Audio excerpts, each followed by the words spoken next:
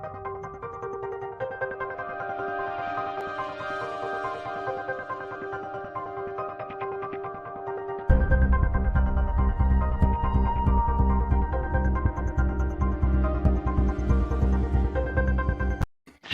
of the night,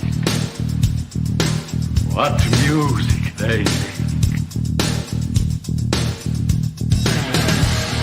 They're all gonna laugh at you! They're coming to get you, Barbara. What's up? I'm not gonna hurt you.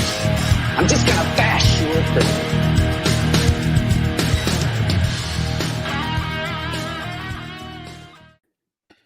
Coming to you live from four corners of the Northeast and the Mid-Atlantic. Four guys who each got a different amount of inches of snow, I mean. It's the final guys. Welcome to Tuesday night. Hi, guys. Howdy. Solid dick joke. How many inches did you get last night, Jason? We've got maybe 6, 7. Oh. But the problem was we got like a half inch of ice in between all of it. So Ugh. it made shoveling quite enjoyable. Ugh. I know Tim didn't get many inches. Tim, No. just I got a couple of inches. I got like less than 3, and then the rain came and washed it all away. So I got like virtually nothing. Your snowstorm was hung like an acorn. Jack, I know you got we got killed. Tommy Lee over here. Got double Tommy Lee. Long Dong Silver, 20 inches at least right now. Damn. It's still snowing. Yeah, we're still getting some flurries here. It's been ridiculous. quite enjoyable. It's nice to watch, but I just didn't want to shovel 4 times already. With I'm sure number 5 coming tomorrow morning. But whatever. It's nice to look at now. Yeah. Right? I love snow. Bring it on. Well, I yeah, hate you're down snow. there. Screw it. Yeah, really. I liked it a lot before I had to be responsible. Now it's not as much fun. So tonight, speaking of fun, we are going to review Psycho Goreman, not Psycho Goreman, Psycho Goreman, which I can't wait to talk about this movie. This is the strangest title movie we've had in a long time. There's a lot to unpack. I'm super curious to hear what you guys thought about this one. So, but always, before we jump in, we have drinking words. Do we have drinking words? I do not see drinking words. Oh my God. What's going to happen? I'll drink to that. You just drink every time the Tingler opens his mouth. How's about that?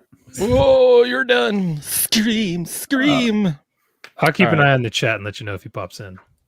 By the way, you should meet my cousin. He is the French Tingler. He's very fancy. So, we don't have any drinking words. Tim, I know you have, or Tommy Pickles, I should say. That's true. Or E.G. Daly. What do you have to tell us tonight? I know you have a secret announcement. I've got 2 announcements. Well, 2 things really I can talk about. The first one is this book, Paradise Club, drops on the 5th, which is like 3 days from now. Is that Friday? I think that's Friday. But so the ebook will go on sale on Friday. It is actually up for pre-order now. And a little exclusive, the paperback is actually already up. So you can go ahead and order that. Nice. It popped up a little bit early. The publisher wasn't sure. Amazon's been weird lately. So you sometimes a book takes like a week and a half to make it to the Amazon. So they put it up a little bit early and it published early. So Amazon sent me something today I didn't order. It's a mirror so you can see more of your back seat. I thought you were going with that. Yeah, you were like making it look like it was going above your bed. Or that's exactly what I was thinking. Or you're a mirror for your butt or something. Your undercarriage. I guess it's like for parents or something. I don't know, but that's for the old people where like the mirrors just get bigger and bigger. I didn't order it. I was like, what? And then I went on my order history. There's no Tim Meyer books as usual, and there's no. I did not order this weird mirror. So it came with your AARP. It's your AARP payment. Yeah, Amazon's getting weird, man. But I love it. So anyway, that was my first bit of news. The second bit of news is actually, I could piggyback that off of this. Grindhouse Press, which is the publisher on Paradise Club, they just announced that their anthology that they did earlier last year called Worst Laid Plans is actually getting adapted for film. Wow. Ooh. Yeah, and they have like all the directors already lined up and all the stories picked out. They're doing an Indiegogo for I guess like part of the budget. It sounds like they're gonna make it no matter what, but they're doing an Indiegogo right now, and I think they need like $30K, probably just for like casting, I would think. Oh, I got that. But so I don't know if you guys want to check it out and donate. That'd be cool. There's a lot of good stories that are going to be adapted. Haley Piper's story in that anthology is going to be one of the stories. My buddy Patrick Lacey, who I wrote a really cool Severed Press book called Lords of the Deep with, his story is getting adapted. So yeah, it's pretty cool. If you get a chance, go over and check that out. And if you have an extra couple bucks, donate to that, because we need more anthology horror films. We definitely do. Well, you guys think so. And vacation horror is such like a cool little like sub genre that we don't really get. So and I am on my way to a wrestling match after this. Aren't you worried that all these books coming out at the same time is going to cannibalize your sales? I mean, you're like a machine now. Yeah, it's weird. Like, I don't know. It's not really. I don't know. I don't know. Whatever. The faster you can write, the more Amazon pushes your shit anyway. Yeah, that's kind of the way it works. So you gotta like hit the algorithms, but also like you don't really get to. Sometimes you don't get to pick like when your stuff comes out, especially if you're working with publishers. They kind of tell you when they're gonna put it out. So it's tough to like schedule that stuff. Well, anyway, congratulations on the book. I can't wait till you give Jack a free copy and Jason and I buy one. That's awesome. Great. That's what I'm looking forward to. Also, don't hold your breath on the old donation to the anthology movie from me. Hey, anyone who got your stimulus check, just send it on over. That's harsh. If they'll send me a free copy, then we can talk. There you go. Well, I think you might get a free copy if you donate like $8,000 or something. So it's not a free copy, then, is it? Definitely not. I'll promote Jason, this for them. We have drinking words finally. Oh, thank God. Yeah, because I've been waiting for those words to keep drinking this Zinfinity that I'm drinking right now. So disappointed. The podcast starts at 8, man. Not 8:08, really. not 8:06. Do your goddamn job. Fail. We pay you top dollar to be here with the drinking words. Top penny. All right. Drink if you hear Jack say campy, RoboCop, or brain. If Hunter says gory, crapper, or cheese. If I say practical, satire, or minutes. And if Hairspray says frig, PG, and 80s. And the bonus words are hunger, gem, and commercial. All right. Good Frig word. Frig should have been a general one. Yeah. Does fuck count? It's like a frig. Fuck is a frig. Frig is a fuck. All right. Let's go into the news, Jack. You got news. I got a little bit of news. It's all dark. It's all dark. Jeez. First of all, sad news. Hal Holbrook has passed away at the age of 95. Wait, how did I miss this? I didn't hear that either. You're an idiot. What? It was all over the place. I mean, was look, covered man. with Screech news constantly. Also, Screech died Okay. at 44, something like that. Yeah, he was young. Yeah, cancer. Hal Holbrook was in everything in the 70s. But we would remember him mostly from The Fog, where he was the priest. Mm-hmm. And he was in Creepshow, The Crate. Yeah. Right. Mm-hmm. Yeah. But, I mean, he was in All the President's Men, Magnum Force, Capricorn 1, Star Chamber, all kinds of stuff. Insane career. Yeah, so tip of the cap to Hal Holbrook. And The Fog, a fine movie. We covered that once here. Yeah. When he was priest in The Fog, who was his worker? What did Do you you say? remember? Who was the guy who worked for him when he was the priest in The Fog? Who was the guy that worked for him in the church? Oh, God. Not the character name. I remember it surprised me the last time I saw it. John Carpenter. Who's he? Yeah, what? John Carpenter. Did he play? Sons of Did he? bitches. Did he play Screech? Never heard of him. Yeah. He played Screech when they went to get their masters. Screech the college years. Well, they had the college years, then they went to get their masters, and that's when You know how John there was Carpenter young played Sheldon? They had old Screech. Screech. You know what? You can make a case that John Carpenter is Screech as an older man. There is a similarity there. I can see it. Hey, Yeah. speaking of young Sheldon, there's going to be a Young Rock show. See that? No. The Rock? It's The Rock, and it's about him as a kid. There's a dude who plays Rocky Johnson, his father from WWF. Oh, I loved Rocky Johnson. But it looks like Everybody Loves Chris. Kind of. I don't know. Looks I like a don't show know. I watch. Yeah. That just shows you how much power The Rock's got. If he's with Tony Atlas and Rocky Johnson were my favorite tag team. back Rocky in Johnson the had day. the best shoulders in the world. Yeah, man. All right. Well, since Tim's dressed like he's going to WrestleMania, we might as well. Yeah, you look like Talk Bret the about it. Hitman Hart if he had anorexia.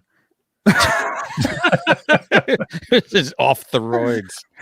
Oh, that's amazing and accurate. Bret the Spitman Hart.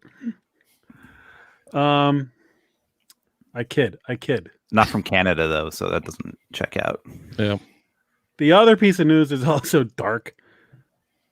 Shudder was going to air an episode of Creepshow starring Marilyn Manson, but that has been canceled because Marilyn Manson has been accused of like abuse, abuse to Rachel Evan Wood and like 4 other women or something like that. Yeah. So he like lost his record deal or. But the like, dudes in Motley Crue go on untouched by anything. It's amazing. His real name is Brian Warner. Ooh. I Okay. would've gone with I Marilyn don't know Manson. why I didn't go with that name. Is he still a thing? I mean, does he Yeah. still make He music? came out with a new album last year. Really? My daughter saw him like 4 years ago. She said he was wearing a corset that exploded from his bulk in the middle of the show. And then at one point he had to take a knee and sit in a chair because he was so winded. Oh my god. Jesus Christ. God damn. So Yeah. he stayed in good shape then. Good. He was also going to be in this show American Gods on Stars, and they're pulling yeah. out too. So Oh, God damn. This is rough, man, because it's court of public opinion at this one. Look, I'm not siding with them, but it's just the minute something is thrown out there, their lives are gone, guilty or not. It's I don't know. But that those allegations have been out there for years. Those allegations could probably be leveled against anybody who ever held the mic and thrust his cock in some girl's face while he was singing. Jesus. What? Just saying, I grew up during the come on, it came out during the 80s. I mean, it was insane what was going on. It was debased. Do you have any more news, Jack? anyway, that's all the news that's fit to print. Okay, let's go to curation.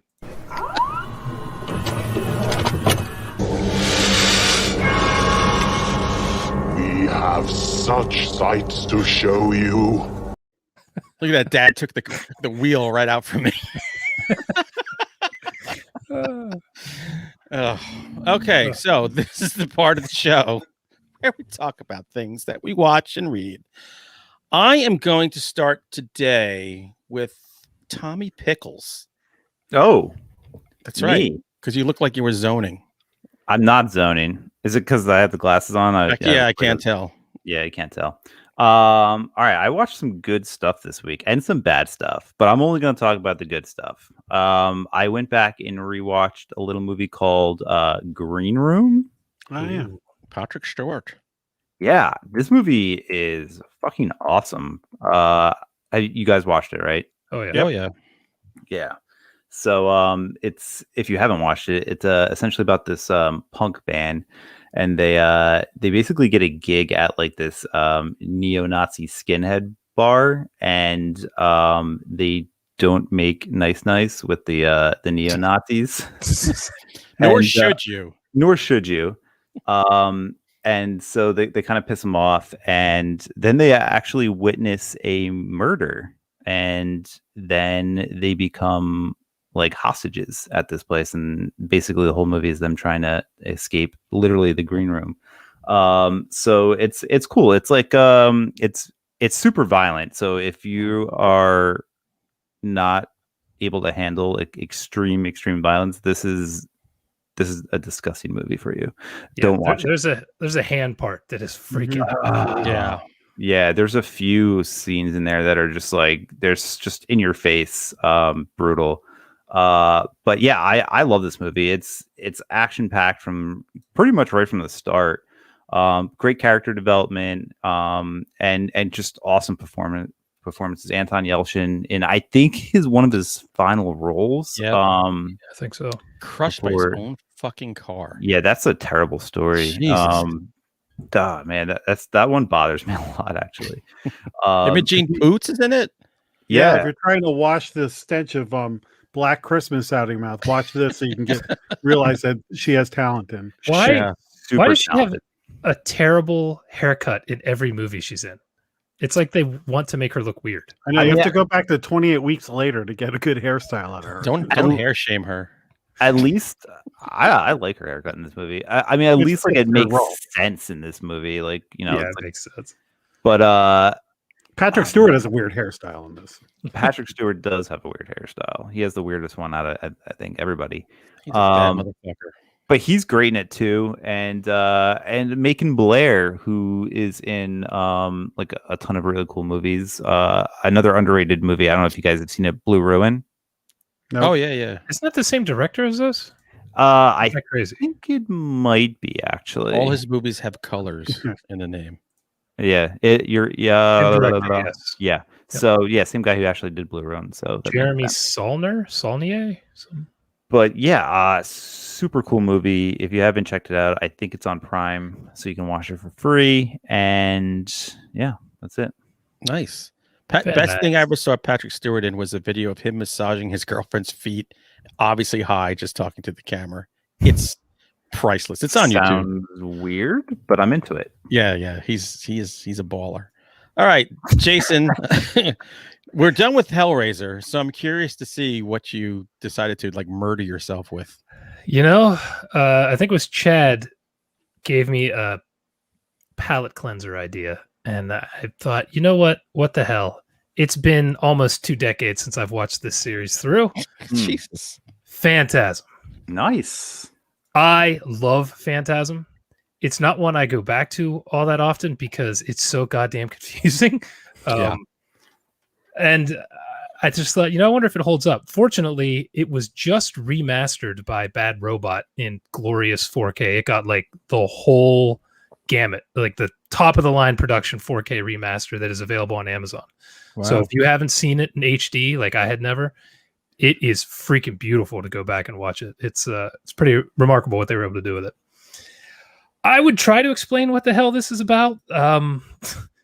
But by the end of the movie, you're not really sure. It ended, and my wife said, "So what happened?" Like, I don't know. I don't think anybody knows. Kind of the point of the movie. Yeah.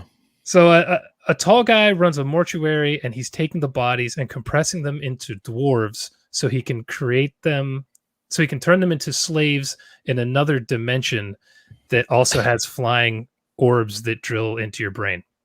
And, 12, 13-year-old boy is trying to take him out, along with help of his older brother, who has a sweet hemikuda, and the local ice cream man. This is a classic. I could see most of the people I've ever talked to really like this series, but the people I know that don't like it loathe it. So I happen to be on the love it side. So I don't know. Doesn't the brother and the ice cream man sing a song together in that movie? Yes.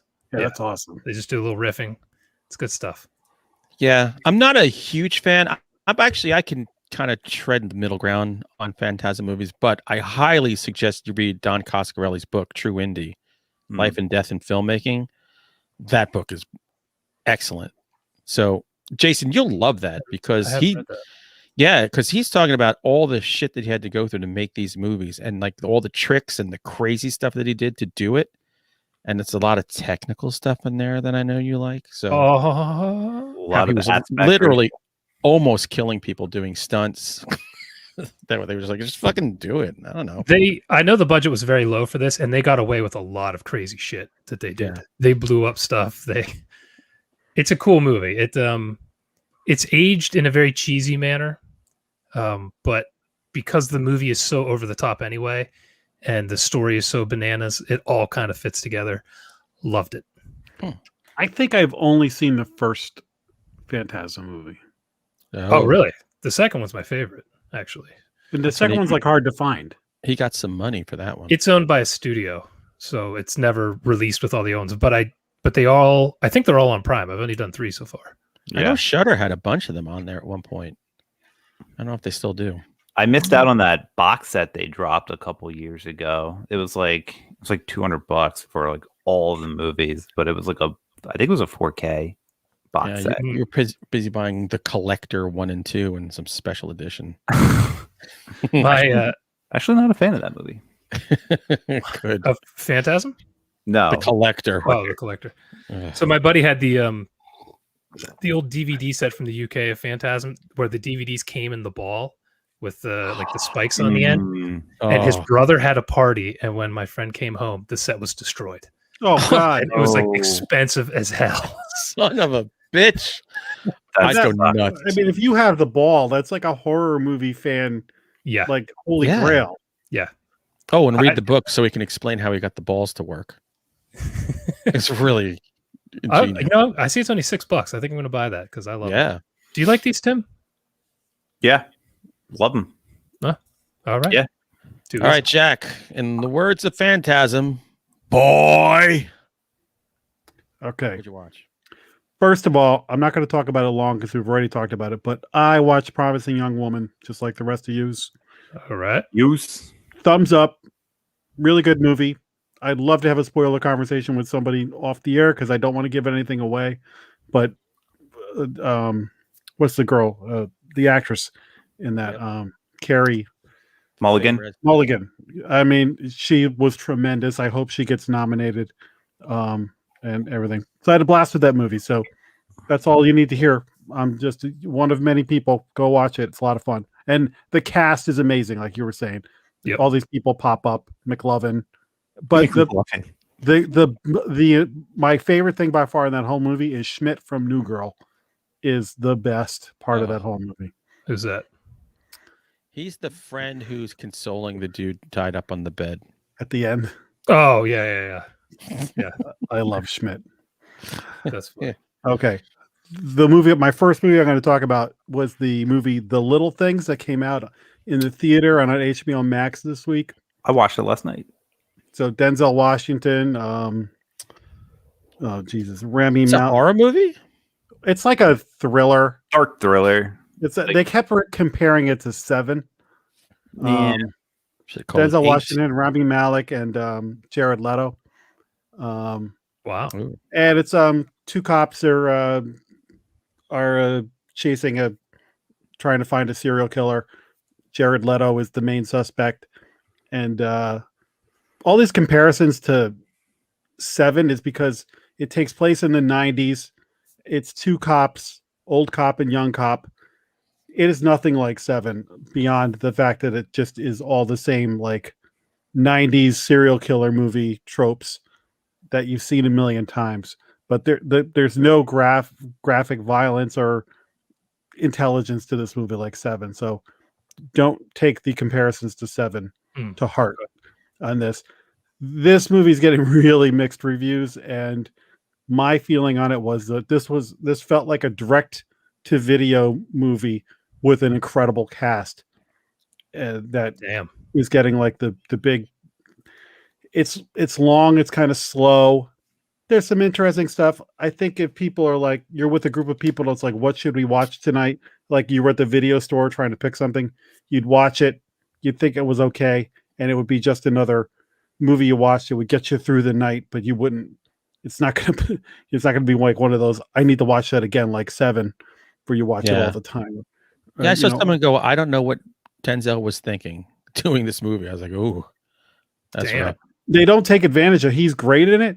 And they don't really take advantage of him. And Rami Malek, I thought was like miscast. Yeah. And I thought Jared Leto was probably the best out of all of them in this. And happy to see him have a hit because, you know, he's been taking a lot of flack lately. Yeah. So I'm always pulling for Denzel. I mean, he grew up like a mile in that direction from here. So he's a local boy. We I love he's, love him. he's Denzel, Money in the Bank. He's great in it, but he's like they almost keep him on a leash. Like, What was that movie Yeah. where he was the pilot? oh, Flight. Oh, the Clint Eastwood movie, Flight. Flight, yeah. Oh, that's such a damn good movie. Or no, that wasn't a Clint Eastwood movie, was it? I don't remember. Tim, but what I did you just think of remember that this? was great. Pretty similar to what you thought. I thought it was very average. I thought the acting was great. They had little to work with. I thought super slow. Like there was like very anticlimactic. Like nothing really happens, which is kind of weird. Jared Leto definitely gave, I think, the best performance, but I think he had like the coolest character to kind of work with. Was really surprised with the continuity errors in the film. Like there was like I don't know if you caught this, but it blew my mind. There's a scene when they're interrogating Jared Leto, and he and Malik pushes like a paper, like slides it across the desk, and it like hits his hand. But then they cut to another shot where it's like the picture's not even close to his hand, and then they cut back, and then it's like on his hand again, and they do that cut like 3 or 4 times. I'm like, did nobody catch this at all? like So they weren't happening? paying attention to the little things. Yeah, it kind of reminded me of like Game of Thrones season 7 when like you saw the coffee cup, and like it reminded me of like that level of like we're just making this movie. Who cares? Yeah, they'll watch it.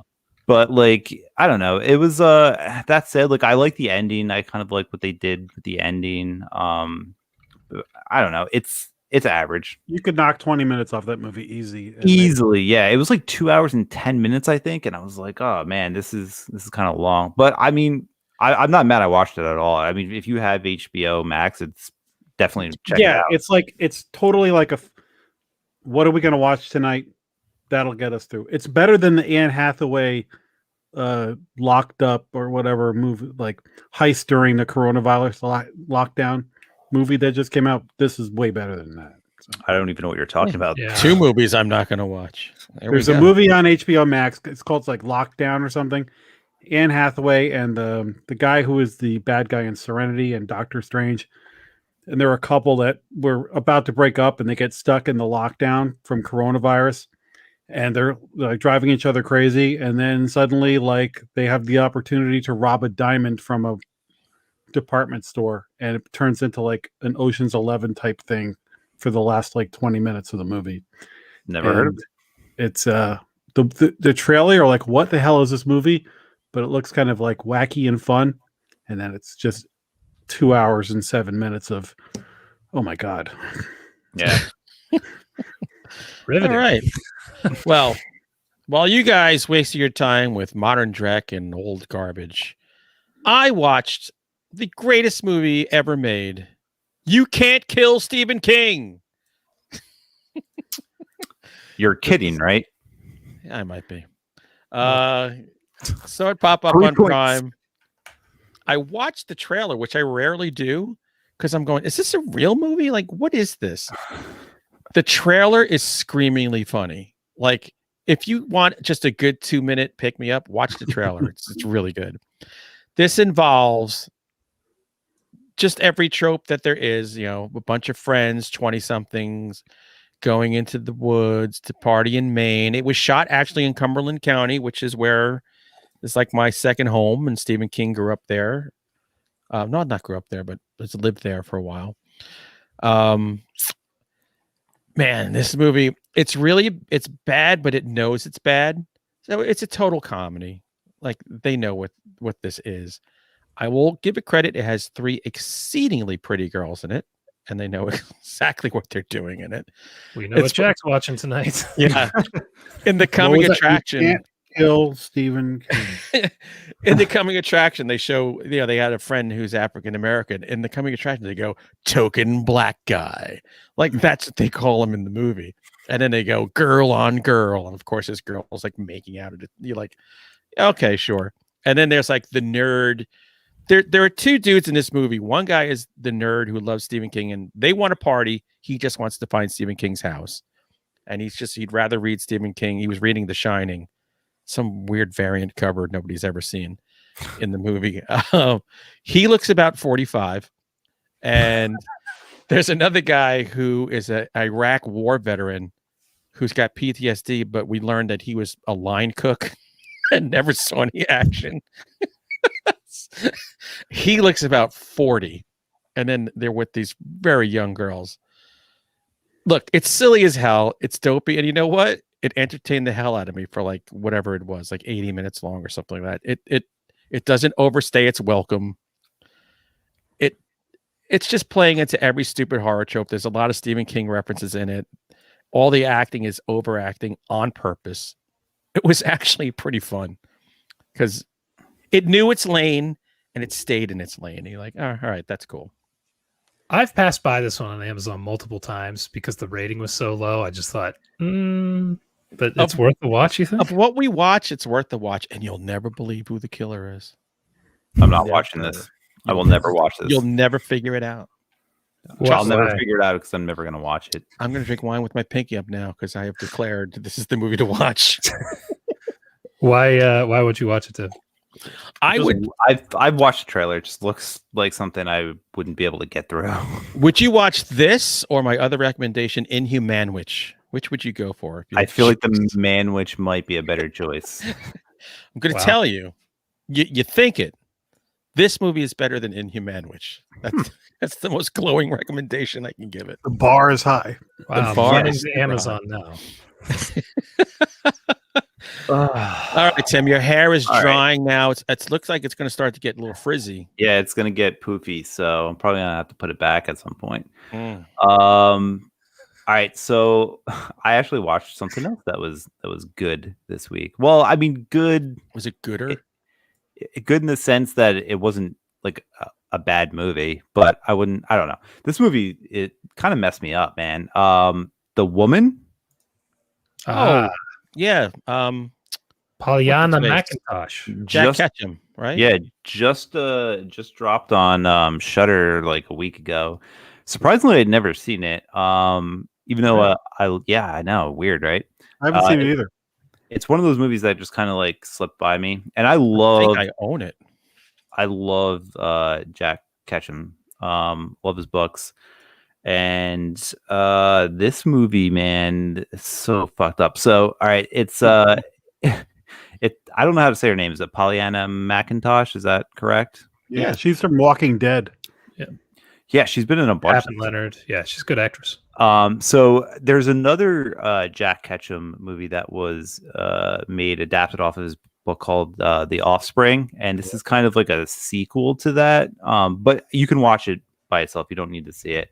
But basically, she plays a woman who is, I guess, part of this cannibalistic tribe that lives in the backwoods of North Carolina, and she's basically like feral, and she is by herself in the woods, and she gets captured by this guy who seems just like your everyday husband, father, and you find out that he's just like a total psychopath. And like he brings her home, he like ties her up in the garage, and then like the family finds out, and it just kind of becomes like this like sick kind of like torture-y movie. But it's like it's such a crazy movie. Like I said, it's not like something that I enjoyed watching, but it was a good movie. And I like movies that kind of like blur the lines with the characters, where it's like the woman is a cannibalistic backwoods, like she's not like a character you'd normally root for in a movie, but like in this, like the humans are so awful that like you find yourself rooting for her, and it's just like a cool little like switch. It's almost like a reverse Wrong Turn, where they capture one of the mutants from Wrong Turn. Yeah, that's kind of exactly what it is, and like you find yourself rooting for her, even though you typically wouldn't, and they just do like awful stuff to her, and like the acting is so good in this. Like the husband who, you know, captures her is like the biggest turd. You just want him to die. And he has a son who is also just like a sick, twisted fuck, and you just want him to die the whole time. And so it's cool in that regard, but it's kind of tough to watch. It is, but like the girl next door. Tough to read, tough to watch. Yeah, and that's Jack- one of the most disturbing books I've ever read. So, I just realized I do own this movie because he gave me that copy once at a convention. oh, nice. This is based. He based the original on the Sawney Bean tale up in the Scottish Highlands. I think it was this family of cannibals. I love the books. I love these two movies. They're weird though. I admit it's not like you're gonna go, "Hey, mom, dad, sit down. Let's watch a movie together." Yeah, no, definitely not. I've read Offspring, which is the first. Off Season, which is the first one. Offspring is the sequel, and then this is like the third book of it. And then I found out doing research for it that Pollyanna McIntosh actually did another movie. I think it's called Darling. Darling, yeah, which is a sequel to this movie. So I'm gonna track that down now and check that out. I'm psyched. This popped up on Shudder. I saw it this afternoon. I was like, oh, cool. So totally worth watching, but just solid. It's a rough watch. The book is really good. It's really fucked up, but it's really good. Yeah. Like most of Ketchum's books. Yeah. Really fucked up, really good. His short story, The Box, is one of the most terrifying things I've ever read. Really? I've never read that. It's amazing. Is that the one? Was the movie The Box based on that?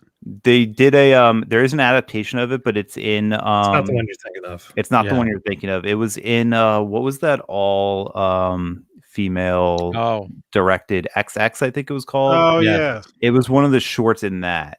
It's about a family who they're on a train and some guy gives them a box and the kids like look inside the box and they kind of like stop eating and like I'm not going to spoil it, but just go read it. It's the most terrifying fucking story I've ever read. Yep. Cool. All right there, Pork Chop Express. By the way, is that like a dig on Portuguese? What's that name about? Pork Chop Express. It's from Big Trouble in Little China. It's Jack Burton's truck. It's been a long time. That's a deep cut.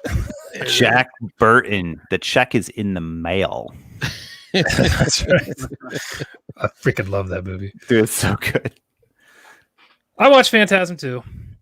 So, of course, Phantasm 1 made a shitload of money compared to its budget anyway. And it's excellent and a classic. So this was in the 80s when the studios were deciding, hey, we're going to buy up the rights to all these horror movies that made a couple of bucks in the 70s and early 80s and throw some cash at them for sequels. And we get Phantasm 2.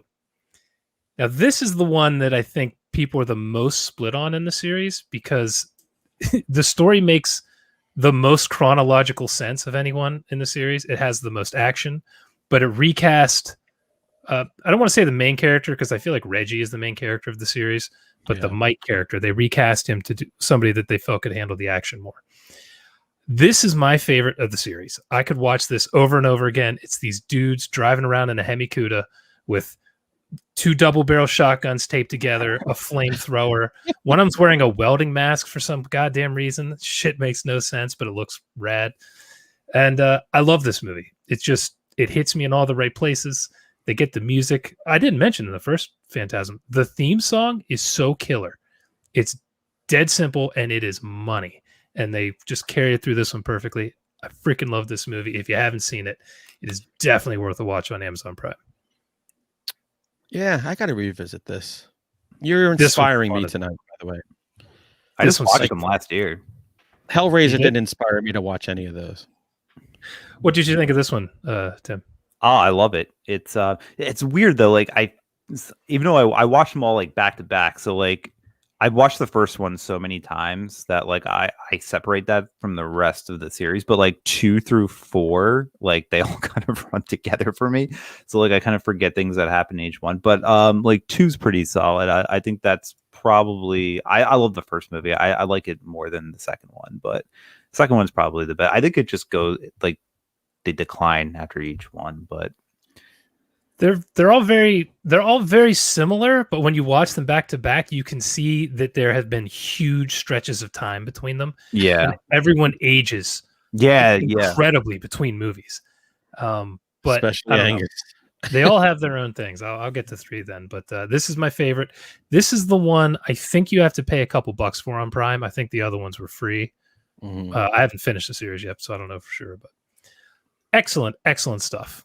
Except they wreck the fucking Hemikuda. Yeah. Whoever did that should be in prison.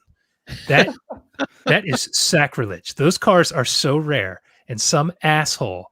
They weren't as rare back then. Gonna kill Think of it somebody, that man. way. It's like watching a hate crime in film. It just feels wrong. Hey, I remember driving a 65 Mustang convertible into a wall and just walking away and going, that was fun. So Why does that not surprise me? Yeah. I know. We used to buy a lot of cars from police auctions and shit, and we didn't care. Father would go, "You going to put a license plate on that?" Nah. I'm just going to use it for a month and then ditch it. Jesus Christ. All right, Punxsutawney Lutsky, who Chad Lutsky didn't know what a Punxsutawney is. I don't know. Has he never seen Groundhog Day? Like Yeah, the one of town in the best movies ever made? I guess it doesn't get that out. Is he not aware of American culture? I got you, babe. Come on. I have been to Punxsutawney, actually. I went there to drink during the Punxsutawney fill where they pull them out and everything. And nice. I got there. I was like, yeah, they definitely did not shoot the movie here. This looks nothing like it. That's off of Route 80, right? In Pennsylvania? Oh, God, dude. It's been I'm pretty sure. 18 years since What I don't understand is with all the technology we have right now, couldn't you just do something with the lighting so that he doesn't cast a shadow forward? By the way, they did it so early. When they did it, there was no sun out. There was nothing went over. So there was no way to make a shadow. But whatever. Who cares? I like when our Mayor de Blasio, murdered the groundhog by dropping it. Oh, Jesus. It's like a few years ago and it died. Genius. Freaking genius. Yeah, he's an idiot. All right, Jack, what'd you watch? Oh, man. I watched Unhinged with Russell Crowe. So Saw that in the drive-in. He's like this unstable dude who Courtesy this tap. woman with her son, she's having a bad day. She's trying to get him to school on time and he's blocking traffic. She blows the horn at him. It sets him off. It's kind of like a road rage version of the Michael Douglas falling down. Yeah. Without any of the depth or skill. Humor. This movie's just a hot mess, but it's hilarious. Like, love this movie. There's so many stretches, so many things you just have to let go because unlikely things that would happen, and just sit back and enjoy Russell Crowe, who has gained a lot of weight. Woo. And he's like Orson Welles here. Uber violent, like Orson Welles. When he beats people up, he beats them up. So there's really good violence in it. So, like, I would just suggest watching this movie on a night where you're just looking for something to watch and you want to put it in automatic pilot and enjoy something and get a kick out of it. Don't take off your brain for I would say watch it, man. I'm telling you, because we were like, oh, we got to watch this Russell Crowe piece of garbage first. And then we were like, holy crap, that was so much fun in a very dark way. It is fun, but it's stupid. But it's so great violence. It's just exactly what you think it's going to be. It is. You do think twice about using your horn in traffic. Yeah. And by casting Russell Crowe in it, it elevated it because if they had just made this some unknown guy chasing them, this would be just another dime a dozen movie. But putting him in it made us much more interesting. Yeah, he's terrifying. Like in the old days, it'd be Wings Hauser or Rutger Hauer. Yeah, this was fat, brutal Russell Crowe, and he is truly menacing. Like the scene in the diner with scared the shit out of me. This would be Wings Hauser. Yeah, I'm telling you, back in the day, that would be Wings Hauser. Wings Hauser behind the wheel of that truck. But there's a lot of ridiculous stuff that happens in this movie that you're just like, okay, this would have been over right here. But yeah, true. It keeps going. So, that's a good choice, Jack. I'm glad you saw it. Yeah, I'm glad. I've been waiting to watch this for a while. Again, Blu-rays for everyone. All right. Well, when it was snowing, when it snows, I get nostalgic, and I wanted to watch something in black and white, just like the old days with Dad. So I went on to the old Amazon and I found a movie called The Monster of Piedras Blancas, which I had never heard of, never saw, but I was like, you know what? This cover, it looks kind of cool. I like the poster. Let me give it a shot. Right off the bat, I'm getting Les Tremaine in this movie. Now, who's Les Tremaine? Guy acted in like 1,000 TV movies and regular movies. He was the leader of the military in War of the Worlds, which is what the original War of the Worlds is one of my favorite movies of all time. So in this, he's a small town doctor. It centers around a lighthouse and a lighthouse keeper, who everyone thinks is an oddball. But of course, how can you not be? We saw that movie with Willem Dafoe. You're fucked if you're a lighthouse keeper. So the lighthouse keeper, he goes into town every now and then, and he gets his pound of pork and his pound of bacon and meat scraps. And he lives there with his daughter, who's 20-something, comely young woman. I like that word. So one day, the guy who owns the store, which is Kolchak's, not Kolchak's, Kochak's, the guy doesn't have his meat scraps. So little do we know that this dude has been feeding this creature from the Black Lagoon-esque monster the entire time to like keep it from feeding on everybody else. That's a great picture, Jason. There's a picture of the creature holding someone's severed head. This movie's from 1958. There were several severed heads in this movie. Wow. Yeah, and they do a good job because it's in the old days where this belief is you don't show the monster right away, right? You do a lot of the hints. And of course, there's going to be some slow moments. But the performances are actually pretty good. This is like, it's not a B movie. It's a B plus movie, I think I would go. Yeah, that's a great picture right there. The monster is awesome looking. He definitely could be a cousin of the Gill Man. I had a great time, and it's 70 minutes long. 70. Ooh, I like that. It's like the Gilman and a Gromorian guard from Jabba's palace mated. And the Gorn from Star Trek. Yeah. It's like a little bit of everything. It's a fun movie. It's brutal when it needs to be. There's a little bit of sex going on. The warning in the beginning says drug use. There's no fucking drug use. It's 1958. I don't know who was thinking of this. The sex is just like the girl making out on the beach with a guy as the tide washes over them, a little from here to eternity moment. But it's Scandalous. a solid B movie. Really. I mean, I don't know how this flew under my radar, or I might have watched it when I was little and just didn't remember because the title's kind of hard to remember. It's weird. But check it out. If you're a Gilman enthusiast like me and Lyle Blackburn, check it out. I've never heard of that one. That kind of sounds interesting. Yeah, you can watch that with Creature and the three Creature movies and Humanoids from the Deep. There you go. Oh, I love me some Humanoids from the Deep. Oh my God. That's one of my favorites. Thanks, All right. Tim. Tommy Pickles. Let's do What's it. What's in your diaper? I have a book wreck. I'm so glad you're here now that we read books. We read books. Night of the Mannequins by Stephen Graham Jones. Nice little slim novella. It's only about 120 pages long.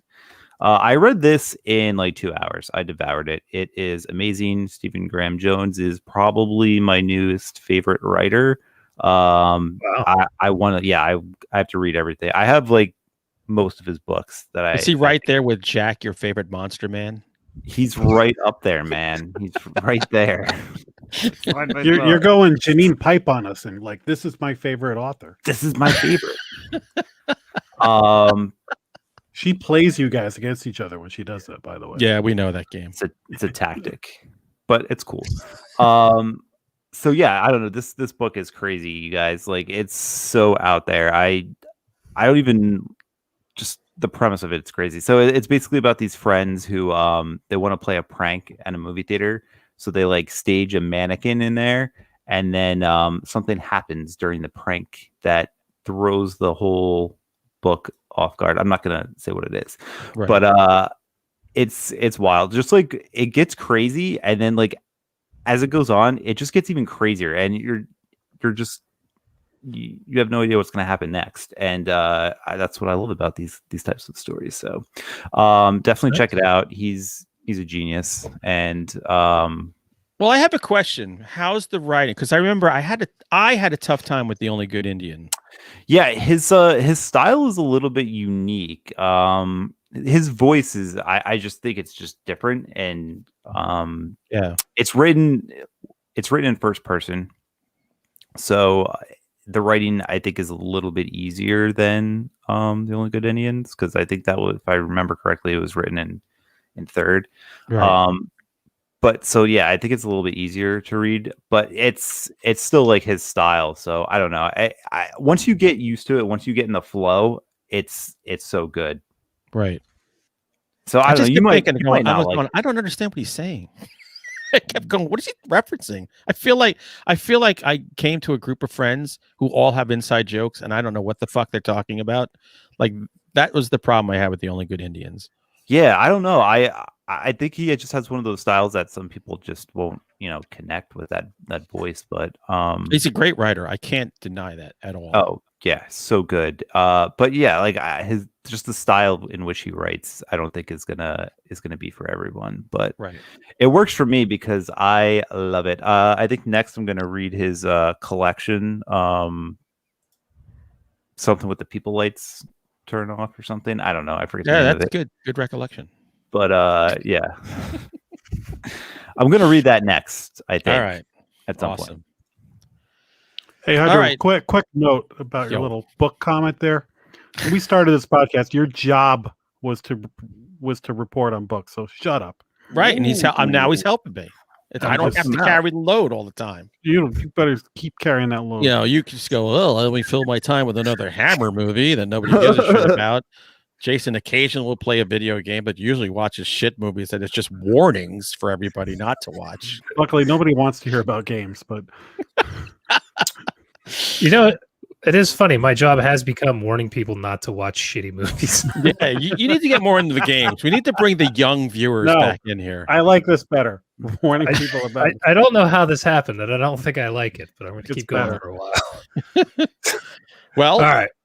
what's next? Phantasm 3. I watched 3 of them this week. Damn. Boom. This is a strange ass movie. It's back to the indie. The money is gone. We've brought back Mike, the first actor from the first movie. He is now recast as the same character in this. He's barely in it though. And Reggie is on the road where he is chasing down the tall man after, what the hell's it been at this point? 15 years, I think, since between movies, first movie and third movie. Mm-hmm. Still kicking ass, still has the shotgun, even though I think he threw it away in the last one. It's magically with him again.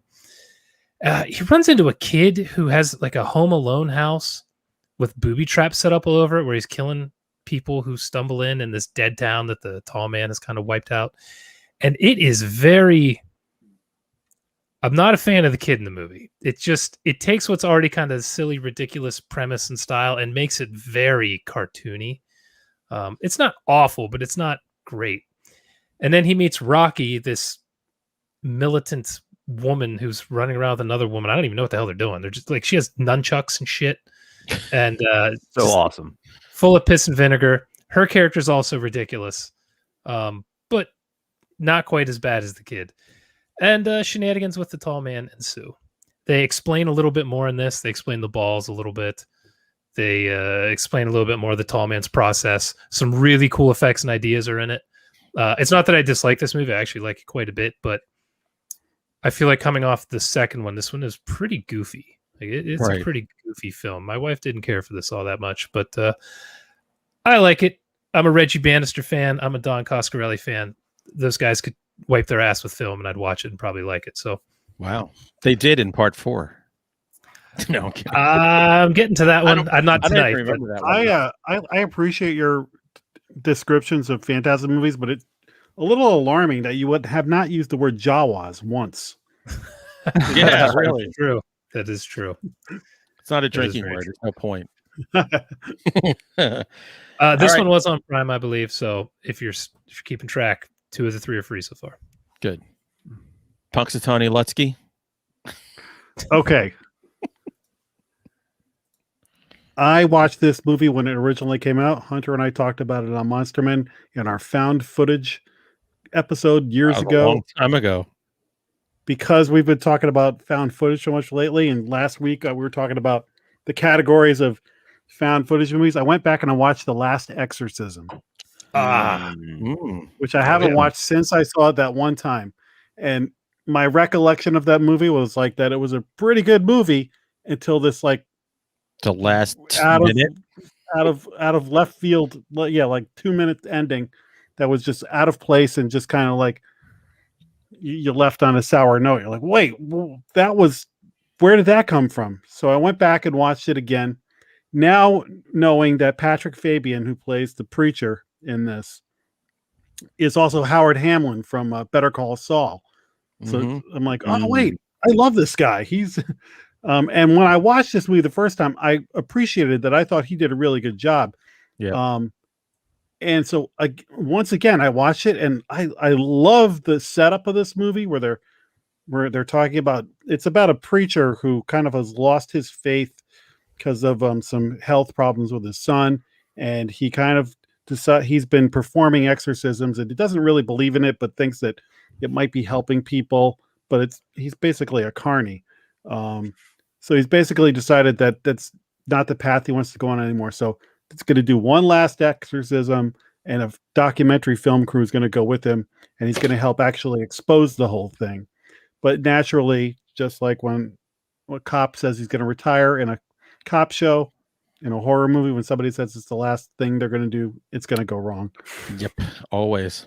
So they go to this house down in Louisiana, and there's a father, daughter who's seemingly possessed, and a creepy son who's in Get Out and X-Men First Class. Now having 10 years of found footage movies to compare this to, I'm watching it going, this is one of the best found footage movies out of all of them. It's top tier. But then that last 2 minutes happens, and it's just as silly as I think the first time I saw it. It's just, it's so out of place, and so like, I don't know, not earned. I don't know the right way to say it. That it just, it really, like, if the movie's going to be an A, it knocks it down to like a B- to a C. Like it. Yeah, it was amazing how they did that. It's interesting. I like that a lot. When I first saw it, I was like, oh, whoa. I chucked my remote when I saw that ending. I was mad. Yeah, I dug it. I need to revisit. I haven't seen it since it came out. It's some of the best acting and camera work and story, because you're not sure if it's really supernatural or not, but not in the annoying way where when you're watching a movie going, I want this to be supernatural, just please be, or whatever it is. Like you're entertained, and the acting is so good, and the writing is so good. But if nothing else, the ending is so noteworthy, and in the found footage pantheon, this is one of those ones you have to watch so you can talk about it. Yeah, I agree. Tim, have you seen it? I have when it first came out, but I honestly don't remember anything about it. So I remember bits and pieces, but if I watched it again, it would kind of almost be like watching it the first time, or I would kind of remember it as I'm watching it. I just remember not being all that impressed with it. And I totally don't even remember the ending. So this would be a good one if we ever do a Patreon where we do like deep dives on old movies or something. This would be like a good one to have definitely. Discussion. It's worth it. Supposedly, HBO Max might be adding an extended version of this, like this month. So really, I may check that. They edit this shit out for a reason. I've noticed that whenever they do extended versions or hear stuff. Now that's why I like seeing extended stuff, even if it is, because it's interesting to see what they were thinking. Or occasionally, you're like, why did they cut that out? That would have made it so much better. So. Ridley Scott needs to redo Blade Runner. I think we need another version of Blade Runner. Doesn't matter which one it is. I can't get past the goddamn unicorns. Oh, you're a troubled soul. So, all right. I read a book. I'm sure Tim heard of this book, The Return by Rachel Harrison. Haven't read it though. So this is, first of all, this is one of those books where when I started reading, I was just forgetting to do things. Like I didn't take out the garbage. I don't think I ate dinner. I just like dove straight into writing. I think, and this is a first time author, by the way, who I believe is from Rochester, New York. But it's about these 4 friends from college, and one of them, as they get a little older and still in their 20s, goes missing for 2 years. Everyone assumes she's dead. Her husband assumes she's dead. They have a funeral for her without a body, and then 2 years later, she shows right up, has no idea where she's been and what's happened. And these 4 girls, women, I should say, sorry, decide, let's go to this resort in the middle of nowhere and let's like have a little reunion. It's been a long time and let's try to catch up and maybe we'll find out what happened to her. Maybe she'll open up to us. And right away, her best friend, who's kind of like the fuck up of the group, she's the one who's like had an affair with a professor, moved to Buffalo. Her life really sucks. She moved to Buffalo, so she moved to Buffalo to be with the professor who was up in Buffalo to be close to his wife and children. It was a disaster. So she's like, Bills fan. Oh, such a letdown. So it's the 4 of them really in this hotel, and the one who had been missing has come back, and she's really not the same as she was when she was there. So it starts out gangbusters. I'm like devouring pages. And then I think for a lot of guys, you might have a tough time because it maybe veers a little bit into chick lit territory, but disavow yourself of that. Just keep reading this book because the last act of this book is fucking crazy. And it's a really good book. It goes from really quiet horror, like Ron Malfi always, I mean, we talked once, he's always trying to go for that quiet horror. He's always like, well, when is it too quiet, right? So at one point it almost gets too quiet and then it just amps up to 11. And I really like this book a lot. So kudos to Rachel Harrison. I can't wait to see what the next thing you do. I think if you like Riley Sager, if you like Riley Sager's work, you're going to like this book a lot. So thumbs up. Good book. Wow. So check it out. If any of you guys want this, I will send it over to you because I'm done with it. So later, we can talk later. You can Indian leg wrestle over it remotely. Does anyone have anything else? No. All right. Well, then I got a book. Oh. Look at this loser. Oh boy, that guy. Skullface Boy by Chad Lutsky. Punxsutawney Lutsky wrote another. He must have saw his shadow, went back and wrote some more books. This is the coming of age tale of a teenage boy, 16, I think, with a skull face. Like his bones are like on the outside of his face, and like Meathead from Steve Barnard. He would grow up to be He-Man's nemesis. I didn't think about the Meathead connection, but yeah, he's kind of Skeletor-esque. Anyway, it's a coming of age on the road story. Basically, this kid hitchhiking from Colorado, he's trying to get to California, and interesting and crazy people he meets. And I freaking loved this book. I read it in maybe 2 days, which for me is like ludicrous speed. That's like I went to plaid kind of reading speed. So I loved it. I'm definitely on the Lutsky fan club now. So I'm on his Patreon. I'm getting them books, them free books. Can we throttle back on the Lutsky? Because I have a feeling we have reviewed way too much Lutsky in like 3 months. It's like, you know what? Has he sent anyone? Does anyone have signed books from him? Nope. I have one only because it's him. God damn it. Jack. All right, you're out, Lutsky. That's it. Yeah, done. Fuck off. But this is a good way to end, right? This is a good way to say goodbye to him. Lutsky, we can talk. Fucking grubber. Gonna have this multi-$1,000 Final Guys collection of stuff at some point. I know, and we'll all be broke. Me and you, Jason, will be done. All right. So I cannot wait. Let's get into tonight's feature. Psycho Goreman! You like scary movies? Uh-huh. What's your favorite scary movie? I don't know. You have to have a favorite. What comes to mind? Jack, synopsize this motherfucker. I triple dog dare you. Whoa. Can I do it in the Skeletor voice? Oh, please. Yes, I would prefer that. Yeah. An ancient creature from space is banished and buried in Earth with some sort of crystal locking it into a tomb. But suddenly, two wretched children free it. But before it can go on a killing spree of all mankind,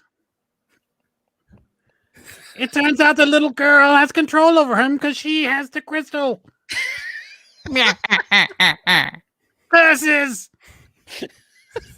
That's perfect. That was good, dude. Go no further. That was great. Oh, that just made my week. That was perfect. It's all downhill from here. All right, so I'm interested to hear Pork Chop Express. What did you think of this movie? Who is Beast Man? Yeah, oh god. I really enjoyed this. Like against all odds. As soon as it started, I was like, whoa, what is the tone of this movie with these kids? Like, what the hell? Oh my god, those Like, kids. like, whoa. And then the more I watched it, the more I just kept thinking, I think this is hilarious. Like, I don't know. This is so strange and so weird. And just even Psycho Goreman's voice. You know, he's doing like this crazy, you know, I'm like, what the fuck is this? And I really liked it. It was almost like watching a more comedic version of the Guyver. Do you remember that from like the 80s and 90s? That's what I kept thinking. It's like Power Rangers, the Guyver, and then like really weird, funny gore jokes. And I enjoyed the hell out of this. All right, Mr. Pickles. Oh, Did man. you do it in Tommy's voice? No, I'm not doing that. So like Jason, like I was watching the movie and I was like, the first 15 minutes, I'm like, I am not gonna like this movie. Like there's no way I'm going to. I might not even finish this movie. Like I don't. It's so weird. I couldn't stand like the little girl. Like she just like got on my nerves. And then like probably about 5 minutes after that, I like something clicked in my brain and like I understood like everything about this movie, like where it was going, why they were doing what they were doing, like why they chose to do it this way. And then like the actress became less annoying because like it was all intentional.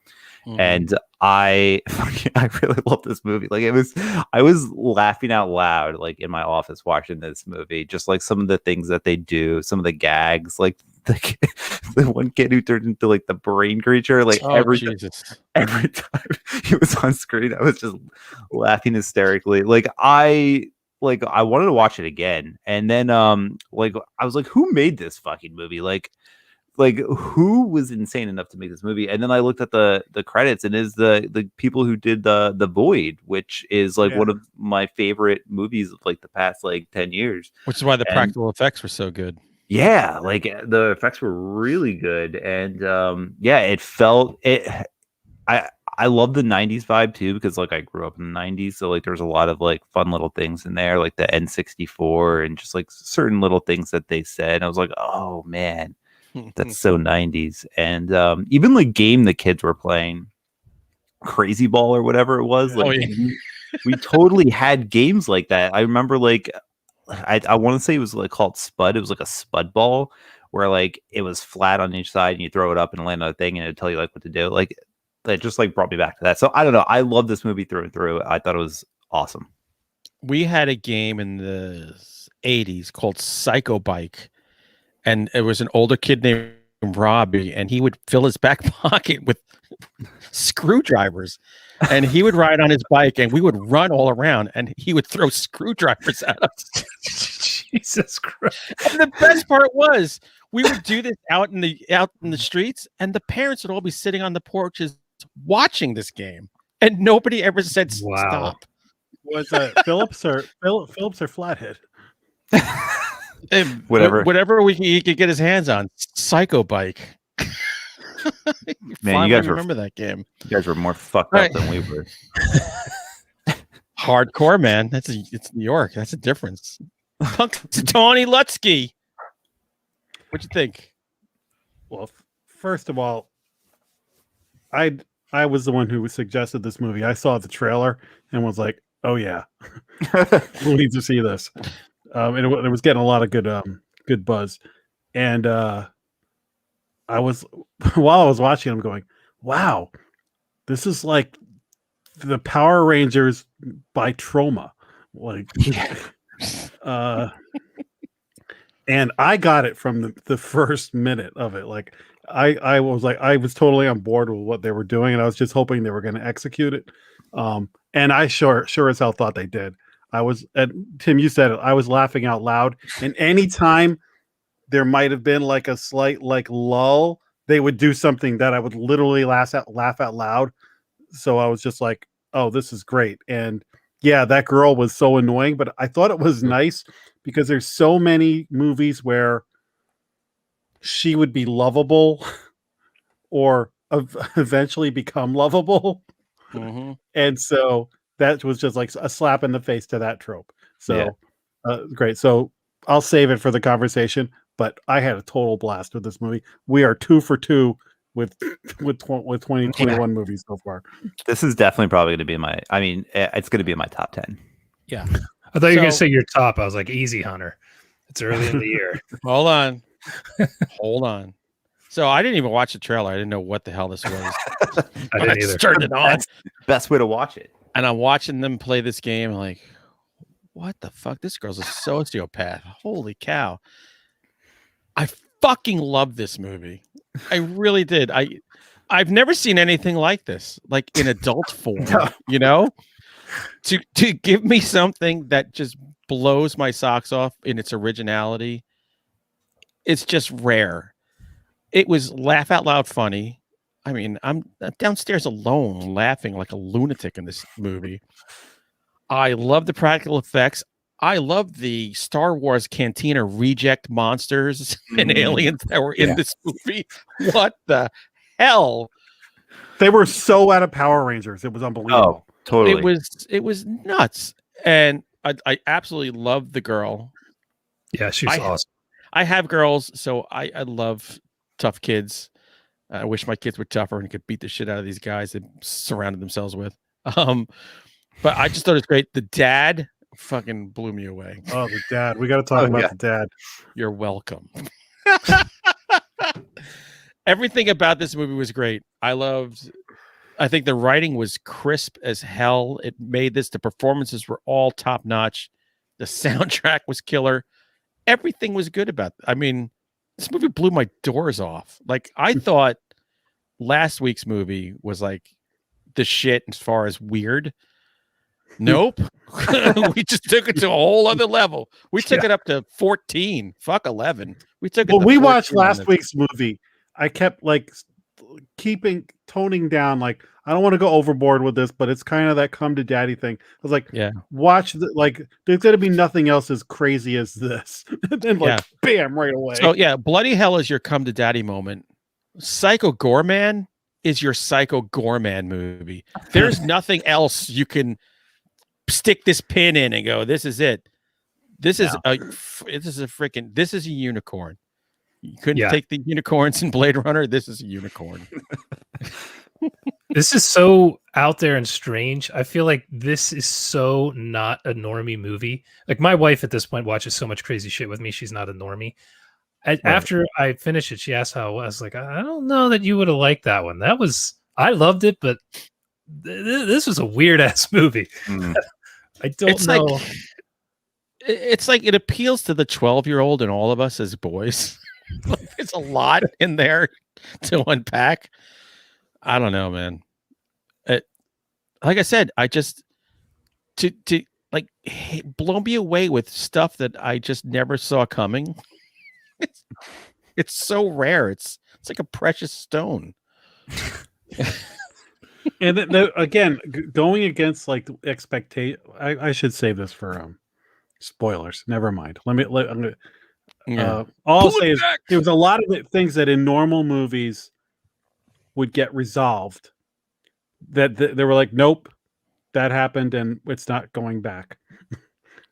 Yeah. What about like looking at a child who calls you a dick or something on the street and making him explode? I Oh was my like, oh, god, Yeah. that was fucking great.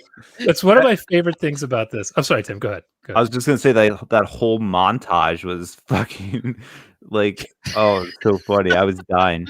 yeah, like I hate montages. So do I. If every montage could be that, I'm in for It was- montages all it's day. Hysterical. Psycho Goreman, when he first emerges, he finds these like thieves in their hideout, and he doesn't just dispatch them. I mean, it is horrific what he does to them.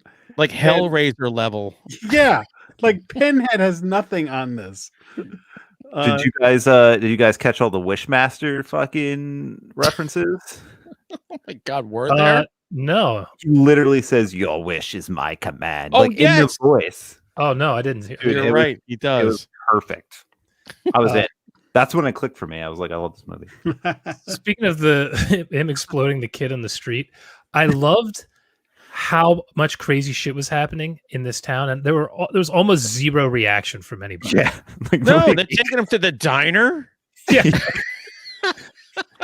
There's a montage with him, and there's a part where he's got like a cowboy hat and sunglasses on. Oh my god, That was tremendous. fucking awesome. By the way, his version of a hero's death is so No, fucking dude. nuts.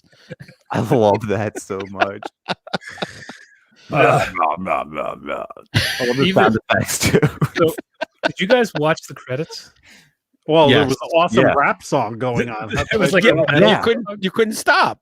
it was like an 80s metal song explaining like the story and stuff, and then there was a rap song doing the same thing. Yeah. Like a 90s Made- rap that was so awesome. PG for short.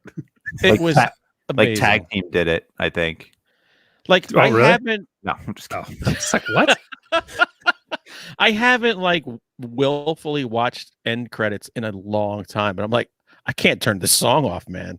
And I don't know what's gonna come. Yeah. Like I kept waiting for more weird stuff to come about, which we had a little moment with the brain kid. Again, nobody reacts. Just No. It's just a brain walking around. Do you think So I'll the- ever be normal? No, No. but I like you just the way you are. Oh god. It's so Kills funny. Yeah. Should I do feel like we spoilers? need to ring the bell soon because we need Ring- to just really talk. Yeah. Ring the bell. But Jason, what you said, clearly horror fans should watch this and normies shouldn't. But Hunter and I are older than you, so like I watched Power Rangers with my nephew, so I could appreciate a lot of what was going on. But like, as a '90s kid, if you weren't a horror fan but you were a '90s kid, would this appeal to you? You think as a normie? I don't know, man. It's pretty fucking gory and out there. Like Well, yeah, he does some fucked up shit to Yeah. people. Yeah. he does some really messed up shit. I do think this is one of those ones that if like you're in junior high school right now and you stumble upon this, this is the movie that once you get to our age, you're like, oh my God, Psycho Goreman is the greatest movie ever. That movie changed my life. Yeah, this is so weird. I was talking to some people, and they're like, "Oh, I'm not into horror." And we had just done Bloody Hell, and I said, "You know what? I'm going to recommend this to them and see what they think. And if they like Bloody Hell, I can introduce them to more like horror stuff because Bloody Hell's not that hardcore, but Right. tonally it's a little weird. So I was trying to get a feel for their taste.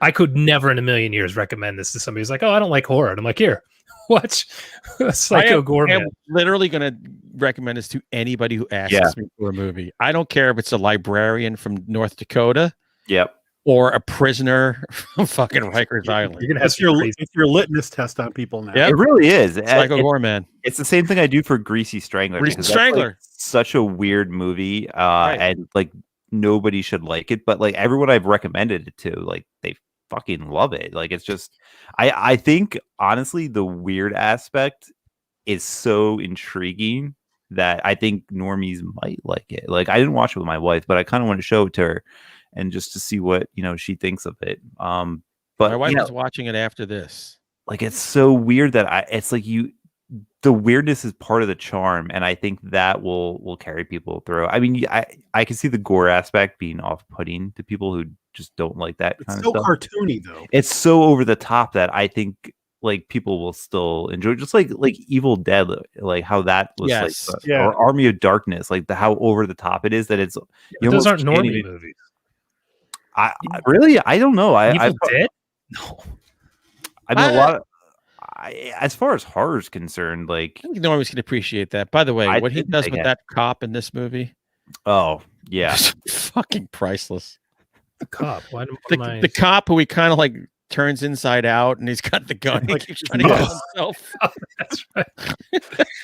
I like he had the guy in the warehouse. His eyes were spinning in his head, and he was like, Yeah. "Oh, his mind is not going to be able to absorb what I'm doing to him." And the kid knocks him over, and his head explodes. And he's like, "God damn it!" yeah, And then you see like the severed lips go, "Thank you," yeah.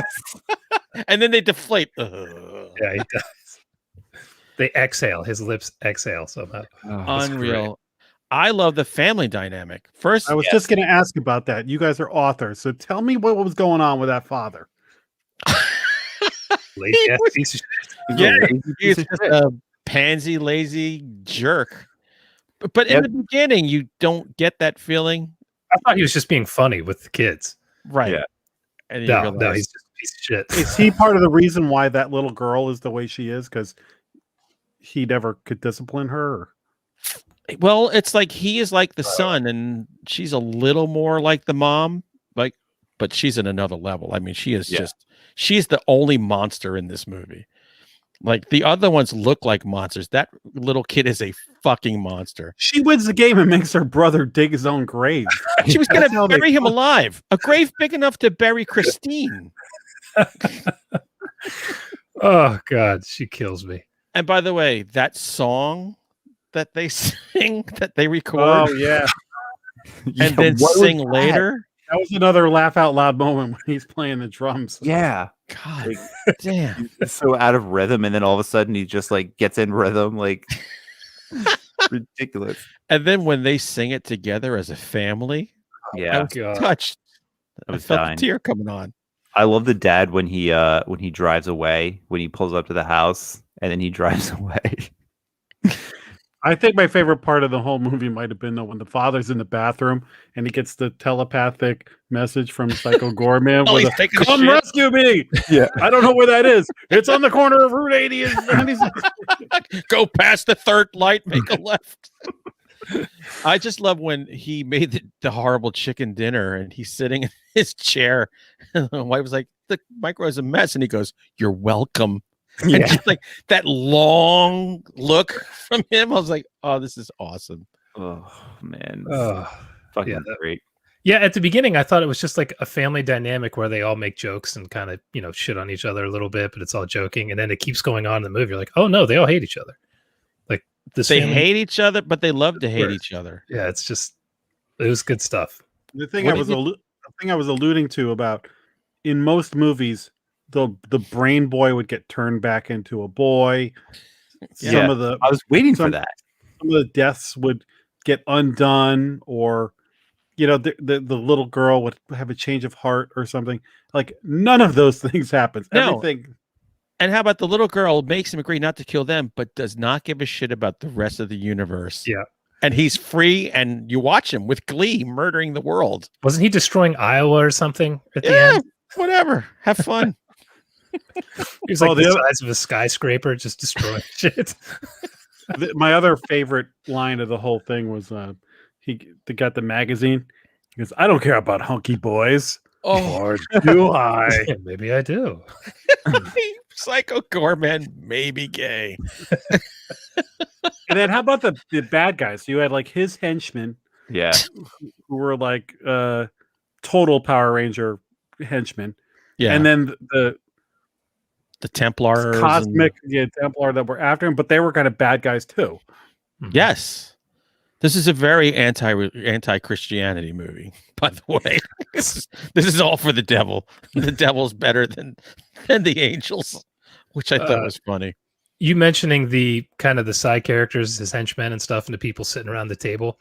Some of the designs of those were hilarious. Like Yeah. the brain in the jar thing was Oh, funny. And then one of his henchmen who shows up to try to kill him is like a vat of body parts. Yep. Yes, he's just a can with body parts and weird arms. Who I saw in the credits was voiced by Rich Evans, who is from Red Letter Media. It's a YouTube channel. If you've never seen it, they're hilarious. Oh, And he has like a great scream voice that is in that, so it's good stuff. But yeah, it's like a vat of body parts or something that he smashes out and kills it, and just like goo comes out. Yeah. Was it Witch Master? She gets away and her head is rolling down the street and they can run over. It was awesome. I live to fight again. Yeah. Oh yeah. So many great little gags in this film.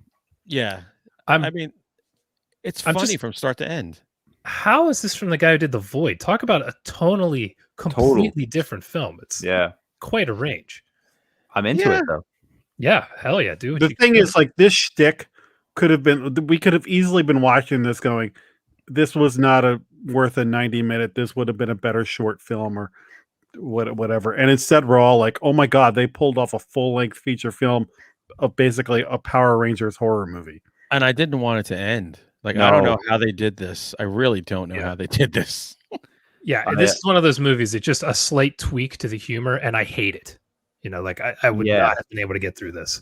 Right. And instead I just was like, every 5 minutes I was like, what the fuck is this movie? I am so into it. Humor is it's the hardest thing to do. That's like, if you decide you want to go on a humor movie binge, you're limited. You can't just grab anything off the shelf. Case in point, Chick Fight on Amazon Prime. Again, it's hard. Horror is relatively easy just to please a horror fan. But if you can combine horror, sci-fi, and humor like this, holy shit. As Jack would say, tip of the cap. For sure. Amazing. Yep. This is, I believe, Shudder bought the rights to this, so I think it'll be free. Yeah, probably next week. So yeah. I just bought the Blu-ray. I pre-ordered the Blu-ray, so. Oh, you can pre-order the Blu? Oh, I'm getting that. It's on Amazon. Yeah, I had to. I have to own this. Even if it pops up on Shudder, I don't care. I want to give this guy as much money as possible. Yeah, because it won't be on Shudder forever, but you'll have the Blu-ray forever. You know, I'm hoping we get a Joe Bob showing of this, because that would be like a perfect Joe Bob film. The director also did like the newer Leprechaun movie. Have you guys seen that? Oh yeah, we did. We reviewed it. It's our most watched episode, like 35,000 views. I have not watched it. How is it? I'm kind of interested to watch. It was funny. It was funny. Yeah. It wasn't phenomenal, but it was funny.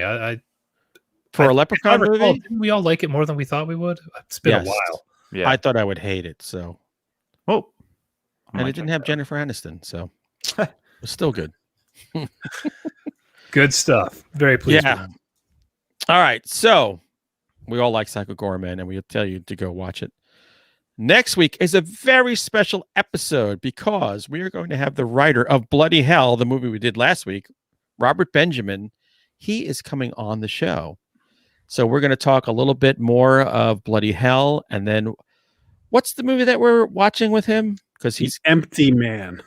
The Empty Man. There we go. So we're going to watch The Empty Man second.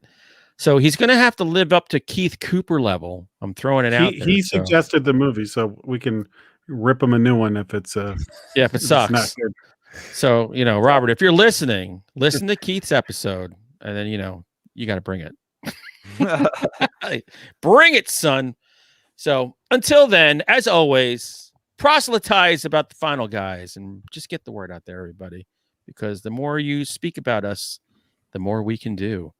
Although I don't know, Tim can't bring it any more than he can with that lustrous hair and those great Plastic Man sunglasses. So until next week, sayonara, brothers and sisters. I hate He-Man. Bye.